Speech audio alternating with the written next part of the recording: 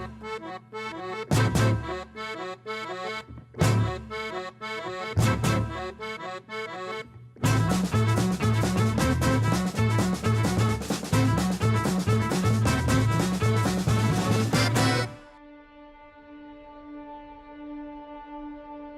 of the things I love most about Oakland is that it's been home to so many wonderful artists over the years.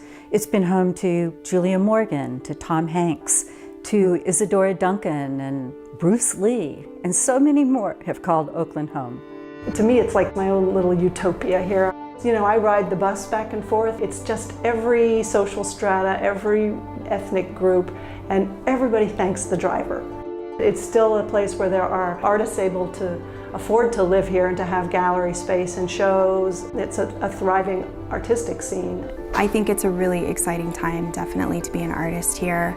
There's more opportunities than there ever were before. Any given day of the week, there's something artistic and interesting to be doing in the community. I think that the City of Oakland is a very vibrant arts center.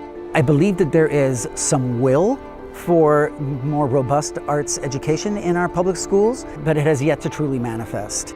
When I was in school, it was just an automatic. You had choir, you had instrumental music, whether you wanted it or not. You had visual art, you had PE that involved dance. You were thrust into these areas of art. I think it's important for young people to take art classes, whether it's visual arts or acting or writing, just because I think it encourages creativity. It also gives kids confidence when they see that they have these skills and they get good feedback for being creative. They want more of that. We have a curriculum that is grounded in some principles like reciprocity, integrity, respect, perseverance, creativity, love, and fun. We talk about how those principles, what they have to do with music and music making. I think art is beneficial for every age group. The largest benefits for early ed is it's your first introduction to school and formal learning. So for it to be catered so much to how you naturally learn and grow and discover and explore creates this unmatched level of self-confidence and self-awareness and self-expression that is so important in development. And it's so lacking in school. Given all that we know about the benefits of art education, I'm concerned that we're putting so much emphasis on math and reading and subjects like that, that the schools aren't giving any time anymore to art education. And the curriculum becomes too stifling for kids.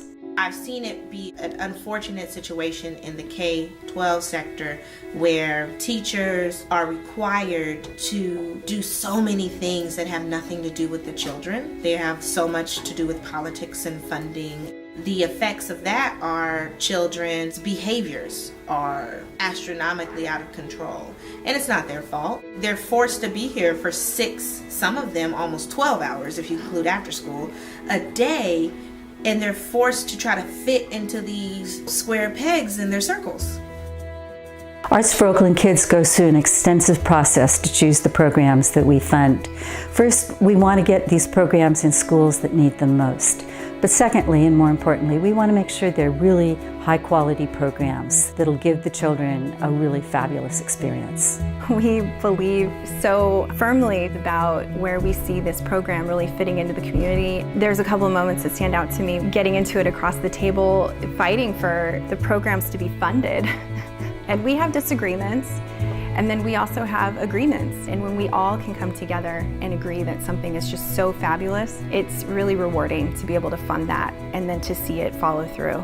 Our main goal is to illuminate the ancestral heritage of Oakland, the musical ancestral heritage, and to provide high caliber music education for the people of Oakland. We want to see students thinking for themselves, reaching their own decisions about what is happening in a play, in a scene with a character, flexing their critical response muscles. Rather than lecturing to them and telling them what the play is about, we prefer to ask leading questions that will draw those conclusions out of the individuals.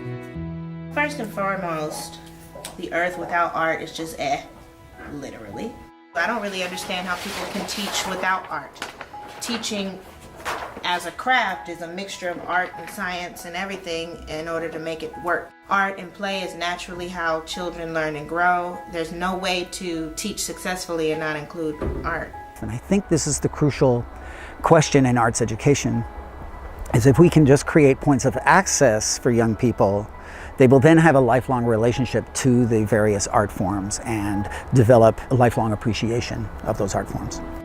Kids, because they're just taking in the world for the first time, they are naturally creative and curious. So anytime you can help foster that, it's terrific, because they haven't been told, this is how you should think about this, this is how you think about this. They're in a phase where they're saying, why? Why is it like that? Might it be different? That's the kind of thinking, if you could encourage that in adults, I think we'd all be better off. I think talent is overrated. If the young person is in an environment where they get to be creative, then the rest is taken care of. Frederick Douglass said, it is far easier to raise strong children than to repair broken men and women. I want everybody to know about Arts for Oakland Kids. I believe in what we do for the community, for the kids. I also really love that we go direct with the educators. People who are submitting grant proposals to us are the ones that are on the front lines of the schools. They're telling us what the needs are. When I see Arts for Oakland Kids 10 years from now, I see us doing the same thing, but trying to reach every single school in Oakland. It's really frustrating that we can only fund 10 or 12 programs a year when there are, 50, 60 schools in Oakland. My vision would be that every single school in Oakland, every single classroom, every single student got quality arts education every single week. That's what I want to see.